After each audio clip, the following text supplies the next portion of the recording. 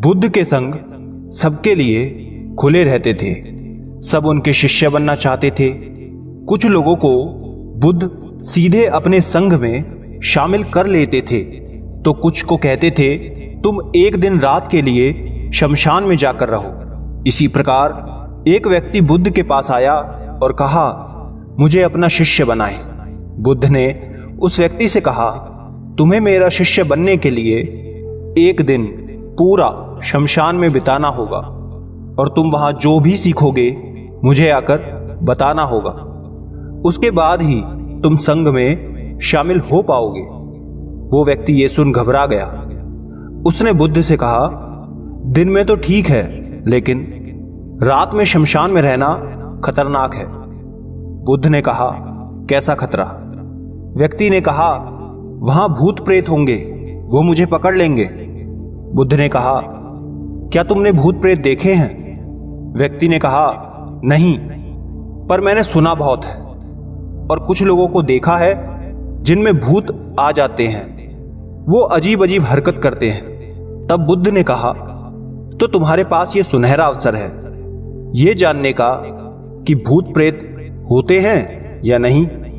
तुम वहां एक दिन और एक रात गुजारो और फिर विश्लेषण करके बताना कि भूत प्रेत होते हैं या नहीं।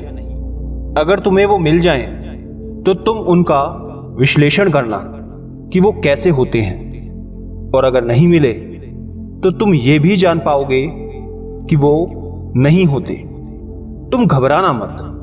वहां जो भी घटना होगी तुम मुझे उसे आकर बताना।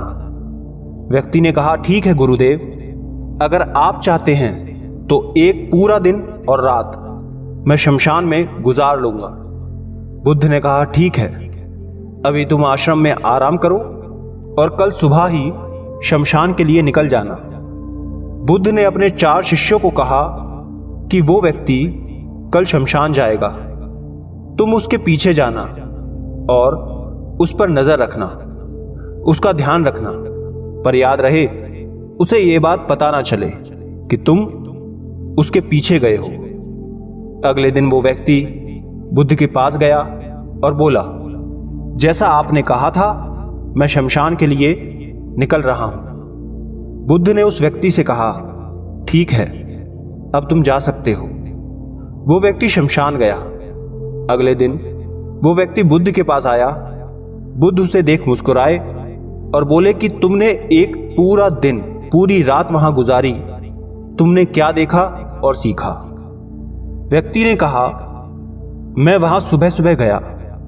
कुछ देर बाद मैंने देखा कि कुछ लोग एक अर्थी लेकर आ रहे हैं। कुछ लोग सामान्य थे तो कुछ लोग बेहद खुश थे। वो कह रहे थे कि उस व्यक्ति ने अच्छे कर्म किए हैं, ये बहुत किस्मत वाला है। उस बुजुर्ग के बेटे ने अपने पिता की चिता को अग्नि दी। वो कुछ देर वहां खड़ा रहा। उसके बाद एक एक करके सब लोग जाने लगे। थोड़ी देर बाद वहां 2 और अर्थी आईं, जिसमें एक अर्थी किसी अमीर व्यक्ति की थी जो बहुत सजी धजी थी। उसमें बहुत सारे लोग थे, जबकि दूसरी किसी गरीब व्यक्ति की थी जो बेहद साधारण थी। उसमें कुछ ही लोग थे। अमीर व्यक्ति की चिता चंदन की लकड़ी पर जलाई गई, जबकि गरीब व्यक्ति की साधारण लकड़ी से। पहले अमीर व्यक्ति की चिता को जलाया गया क्योंकि वो अमीर था, जबकि बाद में गरीब व्यक्ति की। थोड़ी देर बाद दोनों व्यक्ति की चिता को जला दिया गया। उसके बाद सभी लोग वहां से चले गए, लेकिन मैं वहीं खड़े उसे देखता रहा। बुद्ध ने कहा, तुमने उनकी चिता को देख क्या समझा? व्यक्ति ने कहा, बुद्ध दोनों की चिता समान थी। दोनों के शरीर उस चिता में जल भी एक साथ रहे थे। उसके बाद दोनों उसमें जल गए। अंतिम में जो बचा वो भी एक जैसा ही था, उसमें कुछ अलग नहीं था। हे बुद्ध, उसके बाद वहां एक स्त्री की अर्थी आई। उस स्त्री का पति बहुत दुखी था और वहां आए सभी लोग भी काफी दुखी थे। वो सभी उसके पति को सांत्वना दे रहे थे। हे बुद्ध, उसमें मैंने देखा कि बहुत लोग काफी ज्ञानी थे। वो ज्ञान की बातें कर रहे थे। वो सब महाज्ञानी कह रहे थे कि यहां तो एक दिन सबको आना ही है। जीवन हमें ज्ञानता और परोपकार से जीना चाहिए। किसी को कभी भी कष्ट नहीं देना चाहिए। धन के पीछे हमेशा भागकर कुछ नहीं होता। अंतिम में हम सबको एक दिन शमशान में जाना ही होता है। उसके बाद वहां कोई नहीं आया और मैं पूरी रात वहीं पर रहा और अगली सुबह आपके पास आ गया। बुद्ध ने पूछा, तुम्हें वहां कोई भूत प्रेत दिखा? व्यक्ति ने कहा, नहीं, मुझे वहां कोई भूत प्रेत नहीं दिखा। पूरी रात मैं अपने आप से डरता रहा, पत्तों से डरता रहा, जानवरों की आवाजों से डरता रहा, लेकिन पूरी रात में मुझे कोई भी भूत प्रेत नजर नहीं आए।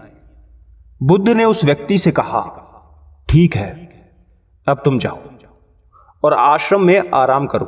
कल फिर एक दिन और पूरी रात तुम्हें शमशान में बिताना होगा। वो व्यक्ति ये सुन बोला, आप कैसी बातें कर रहे हैं?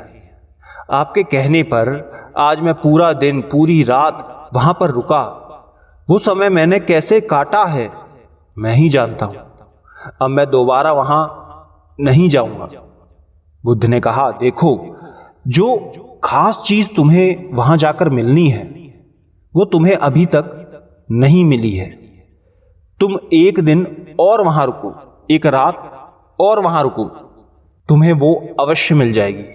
व्यक्ति कहता है, ठीक है, मैं आपके कहने से एक बार और चला जाता हूं। ये कहकर वो व्यक्ति आश्रम में आराम करने लगा। अगले दिन वो व्यक्ति फिर बुद्ध का आशीर्वाद लेकर वहां से शमशान के लिए चला गया। एक पूरा दिन बिताकर वो अगले दिन फिर बुद्ध के पास आया। बुद्ध ने पूछा, तो तुम्हें वो चीज मिली? व्यक्ति ने कहा, हां, मुझे वो मिल गई। बुद्ध ने पूछा, तो बताओ तुम्हें वहां क्या मिला? व्यक्ति ने कहा, मैंने देखा कि कुछ लोग शाम को मुझे अर्थी पर लेकर आ रहे हैं। मेरे पीछे कुछ 15-20 लोग चल रहे हैं और मुझे 4 कंधों पर उठा रखा है। मेरे पिता आगे आगे चल रहे हैं। कुछ लोग मेरे ऊपर फूल फेंक रहे हैं और मेरे कुछ रिश्तेदार मेरे पीछे चल रहे हैं। वो लोग बहुत दुखी हैं। मेरे पिता और भाई भी बहुत दुखी हैं। कुछ उन्हीं में से दुखी होने का नाटक कर रहे हैं, तो कुछ लोग मेरे पिता को सांत्वना दे रहे हैं। वहीं दूर खड़ा मेरा भाई बेहद दुखी है। कुछ लोग उसे सांत्वना देकर बोल रहे हैं कि तुम ही अब सबके इकलौते वारिस हो। तो कुछ लोग कह रहे हैं, यह गलत हुआ। वो लड़का तो अभी जवान था, अभी तो उसने कुछ देखा भी नहीं था और उसके साथ ऐसी घटना हो गई। तभी मुझे अर्थी पर लिटा दिया गया और सारा क्रियाक्रम किया जाने लगा। मैं ये सब अर्थी पर लेटे देख रहा था। मैंने उस अर्थी से उठना चाहा, लेकिन मैं उठ नहीं सका। मैं सांस लेना चाहता था, लेकिन सांस नहीं ले पा रहा था, क्योंकि मेरे अंदर सांस नहीं थी। मैं अपने पिता को गले लगाना चाहता था, लेकिन मैं उठ नहीं सकता था। मैं अपने भाई को गले लगाना चाहता था, उसे कहना चाहता था कि तुम माता पिता का ध्यान रखना, लेकिन मैं बस लेटा देख रहा था, कुछ कर नहीं सकता था। उसके बाद मेरी चिता पर लकड़ियां सजाई जा रही थी। मेरा मुंह भी ढक दिया गया। मुझे अब उस चादर के पार कुछ नहीं दिखाई दे रहा। फिर उसके बाद मुझे गर्मी महसूस होने लगी।